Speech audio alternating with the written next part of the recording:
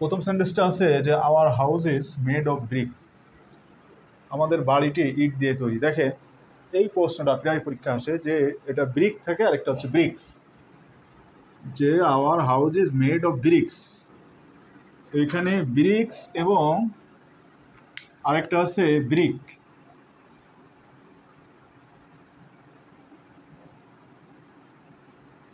Brick এবং bricks এই দুইটাই হচ্ছে কারেক্ট।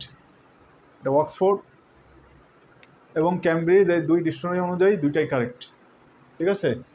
তো our house is made of bricks অথবা ব্রিক, যেটা দিবেন দুইটাই correct. Many a man have come, দেখেন এই যে মেনি এ ম্যান, এটা দ্বারা কি বোঝায়? মেনি এ ম্যান এটা দ্বারা এই বোঝায় যে এই মেনি এ ম্যান এরপরে সবসময় কিন্তু ভার বসে কি সিঙ্গুলার, অলওয়েজ সিঙ্গুলার বলবে, এবং মেনি এরপরে থাকলে সেটা নাউনও সবসময় সিঙ্গুলার নাউন হবে। মেনি এ মেন কখনো হয় না, মেনি এ ম্যান। এটার অর্থটা যদি দেখি তাহলে কি আসে, আমরা আগে সেন্টেন্সটা কারেক্ট করি যে মেনি এ, তখন কি হবে? এই যে মেন দেখতেছেন, মেনি এ ম্যান হবে, আর এখানে এই যে হ্যাভটাকে হ্যাজ হয়ে যাবে, ঠিক আছে। তো many a man has come, তার অর্থ অনেক মানুষ এসেছিল। এটা যদি আমি আরও একটু ক্লিয়ার করি তাহলে many a man has come অর্থাৎ আলাদা আলাদা করে অনেক মানুষ এসেছিল।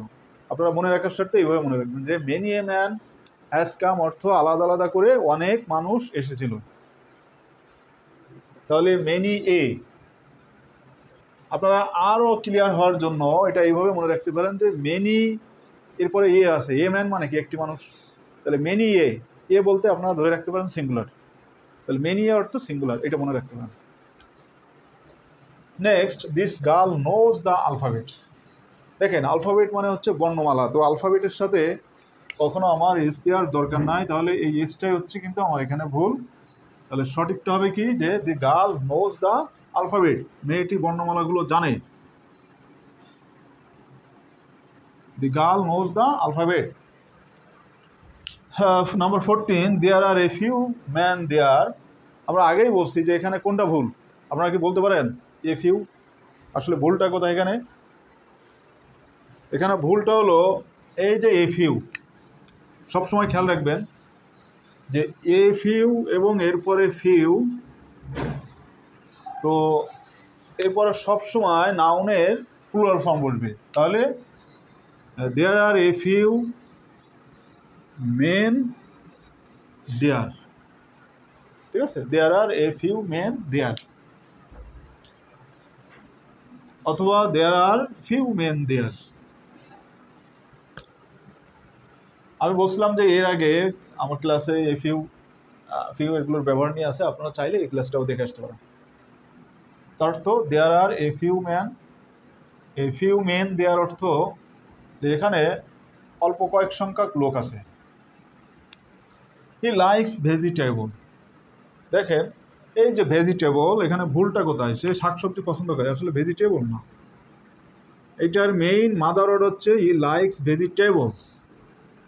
ভেজিটেবলস এস যুক্ত হবে, ভেজিটেবলস সর্বদা ভেজিটেবলসই, কখনো ভেজিটেবল হয় না, ভেজিটেবলস, সে শাকসবজি পছন্দ করে।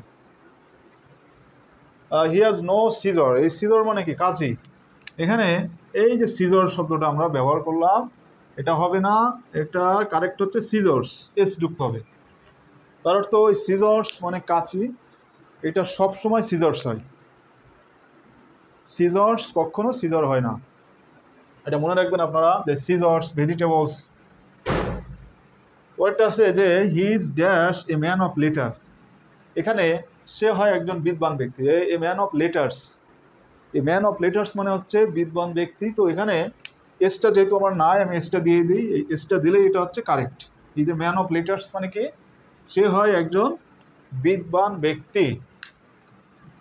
Number 18, I fill out of sort, বলুন তো এই সেন্টেন্সটাতে আপনারা বলেন এখানে ইনকারেক্ট কোনটা বলেন? এই যে I fill out of sort, এখানে এসটার জন্য এটা ইনকারেক্ট। আউট অফ সর্ট মানে কি? অসুস্থ হওয়া, আমি অসুস্থ অনুভব করছি, I fill out of sorts. আমি অসুস্থ অনুভব করছি। Try to get full mark, দেখেন এখানে ভুলটা কোথায়, যে চেষ্টা করো তুমি ফুল মার্কস পেতে, এখানে মার্কস হবে নট মার্ক, যেহেতু সে ফুল মার্কের কথা বলছে বা মার্কস, এটা সবসময় কী হবে, মার্কসই হবে। They try to get full marks, তাহলে কী হবে, ফুল মার্কস পেতে চেষ্টা করো, এখানেও এসের ভুল, আপনারা বিষয়গুলো খেয়াল রাখবেন। নেক্সট আছে হি ইজ উইক অ্যাট ম্যাথমেটিক, এখানে ভুলটা হচ্ছে এই যে ম্যাথমেটিক একটা সাবজেক্টের নাম, তো সাবজেক্টের নাম অনেক সময় আমরা এটা পরীক্ষার হলে গিয়ে কনফিউজড হয়ে যাই। ম্যাথমেটিক্স আর সে গণিতে অনেক দুর্বল, এটাও এসের ভুল, তাহলে he is weak at mathematics. Thank you everyone, thank you so much. প্রত্যেকে আপনারা কমেন্ট করে জানাবেন পরবর্তীতে আপনারা কোন ক্লাসগুলো পেতে চান। আল্লাহ হাফিজ।